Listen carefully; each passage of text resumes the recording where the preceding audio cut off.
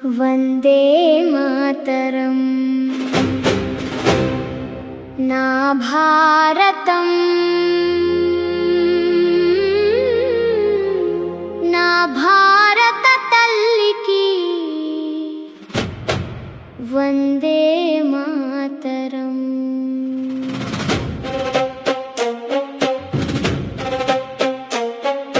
నువ్వన్నెల జెండా మా గుండెల గర్వం, వీరుల త్యాగమే స్వేచ్ఛకు అర్థం. భారతమా నీ బిడ్డను నేను, నీ కోసం నిలిచే చిన్న సైనికుడిని నేను. ఎందరో ప్రాణాలు ఇచ్చిన నేల, ఎప్పటికీ వంగని భారత నేల. మతాలు వేరైనా మన దేశం ఒక్కటే, భాషలు వేరైనా మన రక్తం ఒక్కటే. ఈ స్వేచ్ఛను కాపాడతాను, నీ గౌరవం నిలబెడతాను. వందే మాతరం వందే మాతరం నా భారత తల్లికి వందే మాతరం. जनगण मन अधिनायक जय हे भारत भाग्य विधाता.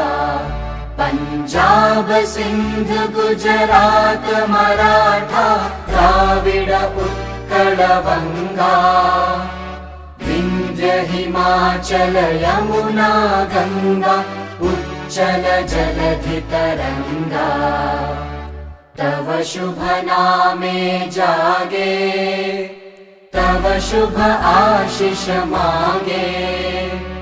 गाहे तव जय गाथा, जन गण मंगलदायक जय हे भारत भाग्य विधाता. जय हे जय हे जय हे जय जय जय जय हे.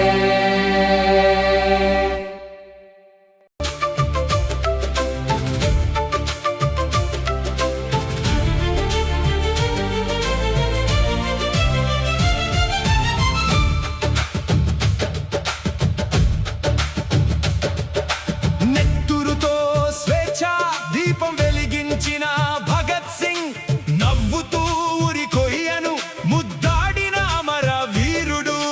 విల్లంబును చేతబట్టి తెల్లదొరల గుండె చీల్చిన తెలుగు బిడ్డ మన్నెం వీరుడా.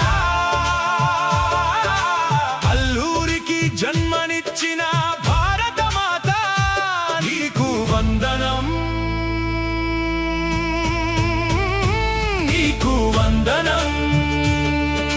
సైమంత మిషన్ గోబ్యాకంటూ చొక్కా విప్పి గుండె చూపి శివంగిలా గర్జించిన టంగుటూరి నీకు వందనం. నీ ధైర్యానికి వందనం. ఎన్నో త్యాగాల ఫలితమే ఈ స్వాతంత్ర్యం. ఎందరో వీరుల కలలే ఈ భారత స్వప్నం. భాషలు వేరైనా మనసులు ఒక్కటే, ప్రాంతాలు వేరైనా దేశం ఒక్కటే. మన చేతుల్లోనే ఈ దేశ భవిష్యత్తు, మన అడుగుల్లోనే భారత ప్రగతి. ఐక్యంగా నిలుద్దాం, భారతాన్ని నిర్మిద్దాం. జై జై భారత్, జై జై భారత్, జై జై భారత్, జై జై భారత్. వందనం అభివందనం మన భారత మాతకు వందనం, వీరుల త్యాగాలకు వందనం. స్వాతంత్ర్య భారతానికి వందనం. హే! జై జై భారత్, జై జై భారత్, జై జై భారత్, జై జై భారత్.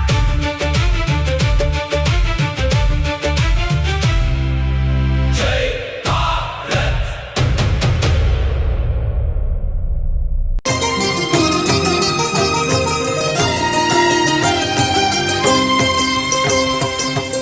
పుణ్యభూమి నా దేశం నమో నమామి ధన్యభూమి నా దేశం సదా స్మరామి పుణ్యభూమి నా దేశం నమో నమామి ధన్యభూమి నా దేశం సదా స్మరామి నన్ను కన్న నా దేశం నమో నమామి అన్నపూర్ణ నా దేశం సదా స్మరామి మహామహుల కన్న తల్లి నా దేశం మహోజ్వలిత చరిత కన్న భాగ్యోదయ దేశం నా దేశం పుణ్యభూమి నా దేశం నమో నమామి ధన్యభూమి నా దేశం సదా స్మరామి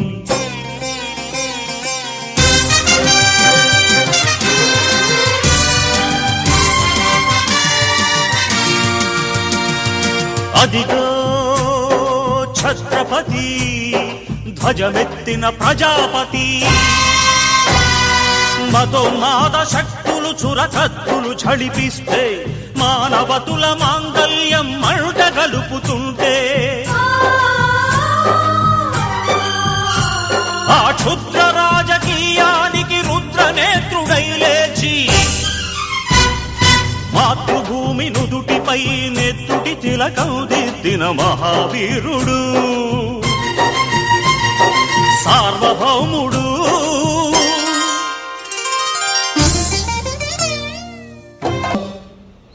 బ్రిటిష్ వారు భారతదేశానికి వ్యాపార రీత్యా వచ్చి వ్యాపారం చేయటమే కాకుండా ఈ భారతదేశాన్ని పరిపాలించడం మొదలుపెట్టారు.